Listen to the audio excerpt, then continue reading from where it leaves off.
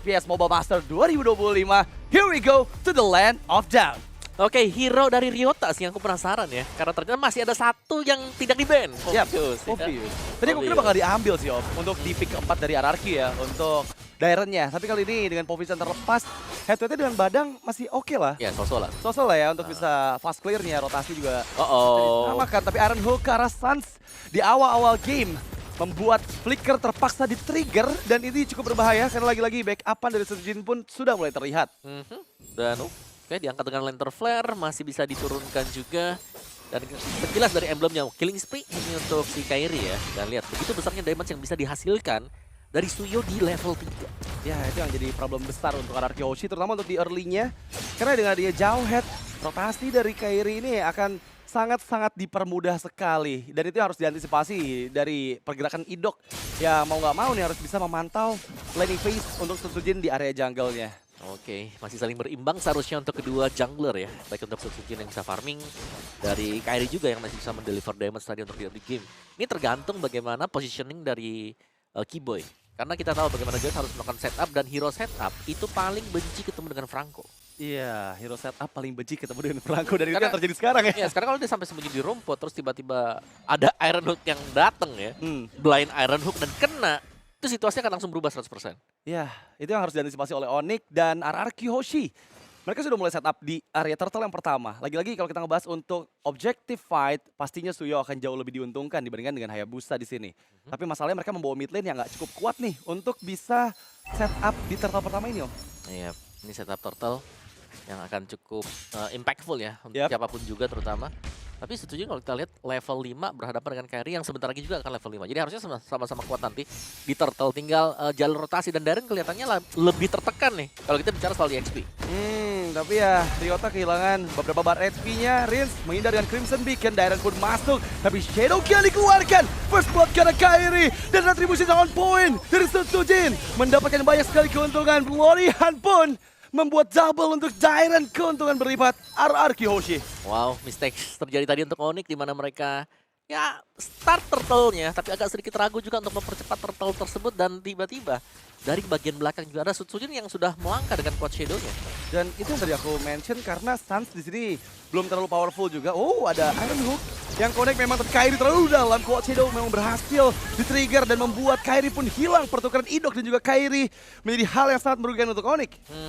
Dan dari Onyx-nya mereka butuh waktu ya untuk beberapa hero mereka. Cecilian harus bisa farming juga. Jadi stack yang cukup banyak. Untuk Kairi-nya juga demikian. Dari item attack speed-nya 1 lah mungkin untuk item attack speed-nya baru bisa join bot fight. Jadi kita belum melihat adanya aksi yang terlalu banyak yang bisa diberikan dari Xavero.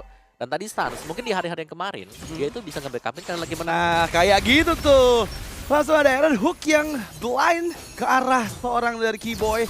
Dan kali ini Keyboy memang terpaksa harus mundur lagi. Reset up lagi, re-ambush lagi dengan HP yang sudah menghilang. Dia nggak boleh kalau nggak recall. Dia harus recall dulu dan memberikan backupan karena di bagian bawah sekarang Xavero yang dituju. Tertangkap Fist Crack. Ryota masih cukup aman, tapi Kairi 1v1 situation dengan Sujin. Shadow Kill! Kembali Sujin! Yang membuat Kairi hilang. 3 point dead di awal. Cukup merepotkan. Ya, dan lihat pressure masuk terus-terusan juga. Rins membuka Crimson Beacon. Oh, tapi dia udah nggak punya escape kah? Masih ada flicker. Dari sergapan ejector yang di-trigger oleh Keyboy. Dan Xavero, pressure tidak henti dilakukan oleh Rins dan juga Idok. Ya, tarikan demi tarikan ya. Iron Hook ada, Lantern Flare juga masih ada tadi. Meskipun Crimson Beacon dan Flicker terpakai, tapi ya itu adalah pressure untuk Xavero sendiri sehingga tidak nyaman melakukan farmingan di bagian bawah. Turtle akan segera spawn juga, tapi dengan solo kill yang sempat didapatkan tadi oleh Sujin akan membuat dia sangat fat. Ini terutama untuk di early game. Hayabusa 2 point kill, 3 assist. Wow. Ini akan cukup bisa langsung men-trigger turtle-nya, ditahan saja dengan Hayabusa. Ya ini 100% kill participation dari Sujin sejauh ini ya. Dari total 5 point kill dan turtle yang kedua setup lebih matang dilakukan oleh RRQ Hoshi dan Retribution jauh lebih on point. Sujin kembali memulai peperangan dan Quad Shadow yang inisiasikan ke arah Keyboy. Tapi kali ini tertangkap kembali Infernal Pursuit di-trigger dan yap itu dia Ryota. Korban jiwa dari Onyx yang kembali didapatkan oleh RRQ. Yap, dan bahkan Toy sudah memiliki sebuah Stallium Sight yang pertanda ya akan jauh lebih cepat juga untuk bisa nge-deliver damage. Wah ini non-stop aggressive play dari seorang Sujin yang memang sekarang membuat Suns kehilangan kembali flickernya. Dan mereka mendapatkan mid turret dengan secara cuma-cuma tanpa ada trade sama sekali. Ini cukup one-sided di menit kelima loh. Ya, cukup objektif ya permainan dari RQ Hoshi. Carry bahkan sempat untuk diganggu. Tapi masih punya retribution ya. Tapi Xavero. Oh no, say goodbye to Xavero. Dan Xavero nggak bisa kemana lagi. Purify memang masih available tapi nggak perlu di-trigger karena dia nggak bisa selamat dari 5 player RRQ. Oke, 5-man show tadi dari RQ Hoshi. Benar-benar fokus untuk mendapatkan Xavero juga di bagian bottom. Membuat ruang gerak lebih bagi Toei sekarang untuk bisa farming. Untuk bisa mendapatkan objektif turret.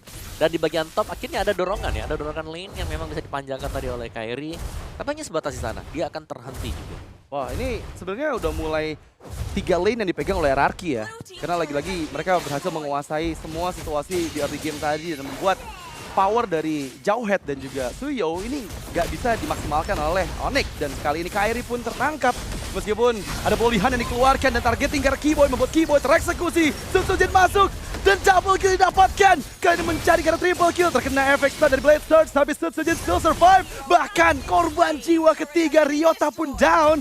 RRQ benar-benar mengganas di menit ke-6 ini. Ya, di menit ke-6 bahkan ya, untuk shield base turretnya sudah pecah oleh Onyx.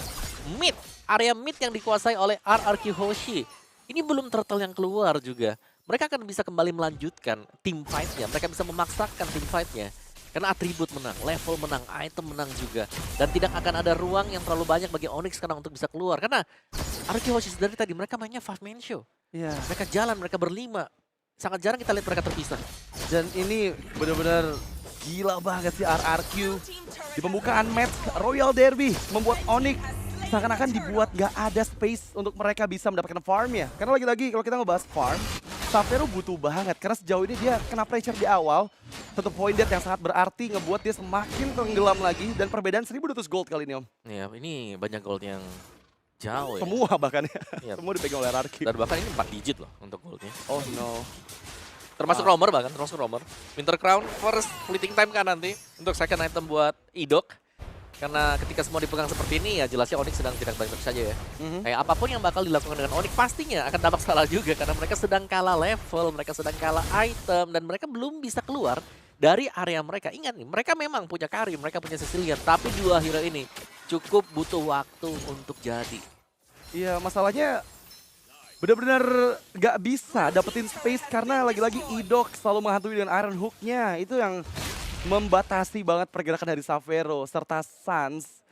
Yang sejauh ini mereka tertekan, kemungkinan bisa lebih dari satu holy defense base dari Onyx itu menghilang loh. Karena di atas pun udah mulai terekspos nih ya. Dan itu akan sangat berpengaruh nanti di Lord pertama yang akan muncul di 50 detik lagi. Oke, ini menunggu ya untuk jadi. Oh, Keyboy. Hampir aja. Tapi itu benar-benar movement yang sangat baik dari Keyboy dan sekarang ejector karena Sutsujin. Sutsujin ditangkap, tershutdown. Oh my god. Ini menjadi poin yang sangat penting untuk Onyx membeli waktu lebih banyak lagi dari RRQ.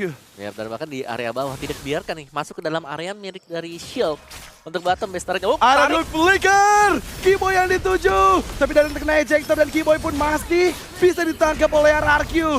Toei maju dengan zaman force diaktifkan. Melawan 3 player. Di sisi lain Ryota memegang kendali di bagian belakang. Rins yang dituju tapi Rins masih bisa menghindar. Dan mapat didapatkan oleh sosok dari Ryota. Dengan tershutdown-nya 2 member penting dari RRQ Hoshi. Ini yang sangat-sangat kita antisipasi dari Onyx. Ya, mereka bertahan, mereka masih cukup stabil juga meskipun Ryota di sini pastinya akan tumbang karena sudah tidak ada lagi jalan keluar untuk Ryota. Tapi so far ya, RRQ Hoshi juga mereka cukup lama menahan di area depan base.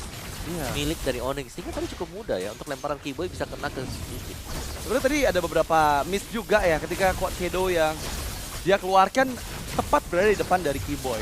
Dan itu yang ngebuat momen dipegang oleh Onyx untuk beberapa saat. Meskipun gap masih terlihat sangat jauh di angka hampir ke arah 7.000 gold. Dan ini masih winning conditions untuk RRQ sih. Kalau misalnya mereka bisa memaksimalkan di Lord pertama dan Lord kedua ya. Tapi lagi-lagi Lord ketiga itu udah mulai power pick dari Sans dan Xavero akan bisa meledak. Ya, tapi tumbangnya Sutsujin tadi sih yang membuatkan ada bounty yang pecah lah. Iya. Ada bounty pecah yang bisa dipegang dengan Onyx juga. So let's see sekarang dengan bantuan Lord yang pertama, Super Minion akan jauh lebih dimaksimalkan terutama untuk area mid. Karena tadi untuk midnya untuk shield turretnya sudah pecah. Jadi cukup menguntungkan bagi RRQ Hoshi kalau mereka mau mencoba untuk mengawal Lord ini di area mid. Atau mereka bisa coba untuk paksa juga di bagian bawahnya. 3 lane push Meskipun ya Trillion Push-nya ini tidak akan jauh lebih efisien sebenarnya. Iya, tapi menurut aku ini kameranya kita harus ke arah Idok sih. Karena Idok yang bisa jadi game changer untuk RRQ Hoshi di momen seperti ini. Dan Ejector ternyata dikeluarkan, belum berhasil menyelamatkan nyawa dari Suns. Quad Shadow juga Shadow Kill yang begitu on point dari Sutsujin. Membuat high ground defense dari Onyx benar-benar ditekan habis-habisan. Sudah mulai masuk Lord ke dalam area base. No more holy defense untuk base turret top lane dan juga bottom lane. Idok masih mencari celahnya. Flicker available untuk Idok sehingga siapapun yang dikenakan Iron Hook itu bisa langsung di-convert dengan Bloody Hand. Dan juga Quad Shadow yang di-comment oleh Sutsujin. Mendapatkan 2 untuk Toy. Dan kali ini hanya menyisakan Kairi seorang diri tapi ter-wipe out.